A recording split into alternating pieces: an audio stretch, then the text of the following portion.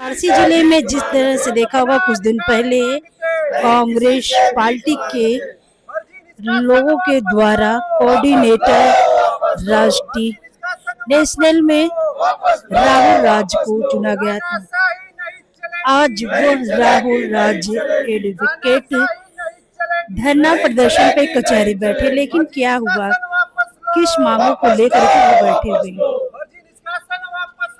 वापस लो, वापस लो। प्रकरण की निष्पक्ष जांच हो, जांच हो, जांच हो। प्रकरण की निष्पक्ष जांच हो, जांच हो, जांच हो। प्रकरण की निष्पक्ष जांच हो, जांच हो, जांच हो। हम अपना अधिकार मांगते नहीं, किसी से भीख मांगते। अधिवक्ता एकता जिंदाबाद, जिंदाबाद, जिंदाबाद। तानाशाही नहीं चलेगी, नहीं चलेगी, नहीं चलेगी।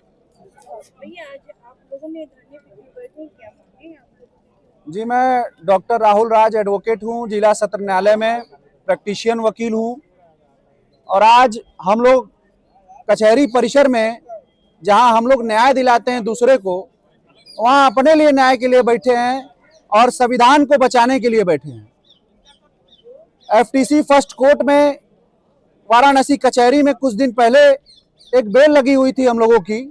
सरकार बनाम अंशुल केसरी रामनगर का प्रकरण था। उसमें हमारे चौकी के जूनियर अधिवक्ता साथी पैरवी कर रहे थे, जिसमें विपक्ष की ओर से एफटीसी फर्स्ट में सरकारी अधिवक्ता जिनका नाम मनोज गुप्ता था, उनसे हमारे जूनियर अधिवक्ता ने कुछ मदद और सहयोग मांगा, कुछ जानकारियां मांगी, जिसके एवज में मनोज गुप्ता ने पैसे की डिमांड की। और जब हमारे लोगों ने, हमारे जूनियर ने कहा कि भैया इतना पैसा नहीं मांगा जाता है, आप भाईचारे में, आप भी अधिवक्ता हैं, हमारी थोड़ी सहायता, सहयोग, दिशा निर्देश कर दीजिए, तब मनोज गुप्ता ने बड़े बदतमीजी के साथ पेश आए और उन अधिवक्ताओं के साथ बड़ा जो है बदतमीजी से पेश आए। उसके पश्चात दिनांक 7 तारीख को जब मैं उनसे मिला, और वो भी कचहरी परिसर के बाहर मिला, न कि कोर्ट में मिला, तो मैंने भी उनसे अपना परिचय देते हुए निवेदन किया कि भैया हम लोग आपके अनुज हैं, थोड़ा दिशा निर्देश दे दिया करिए। तब भी वो बड़े बदतमीजी से बात करते हुए कहें कि तुम्हारी हैसियत है हमको खरीदने की, तुम इतना पैसा नहीं दे पाओगे कि हम तुम्हारी मदद करें, और गाली गलौज करने लगे। तत्पश्चात एक सीनियर अधिवक्ता आए और जिनकी उम्र 50 से 52 साल है, हम लोग उनको जानते पहचानते नहीं, वो आकर मनोज गुप्ता के ऊपर हाथ छोड़ दिए, जिनसे हम लोग का कोई लेना देना नहीं था। उसके पश्चात महामंत्री सेंट्रल बार के आनन फानन में आकर एक आम सभा असंवैधानिक रूप से बुलाए, जबकि आम सभा बुलाना सारे अधिवक्ताओं को सूचित करके, दिनांक तय करके, सबको बुलाकर वरिष्ठ पदाधिकारियों को एक सुयोजित तरीके से होता है। उसके बावजूद मनोज गुप्ता ने ऐसा नहीं किया, राजेश गुप्ता जी ने ऐसा नहीं किया। अपने गोल गिरोह को बुलाकर एक पक्षीय कार्रवाई करते हुए तत्काल हम लोग को दोष सिद्ध करते हुए अपराध की सजा सुना दी, जबकि it is our fundamental rights, article 20 protection from conviction, दोष सिद्ध में संरक्षण, कि जब तक हमारे ऊपर अपराध सिद्ध नहीं हो जाता तब तक आप मुझे अपराधी नहीं कह सकते।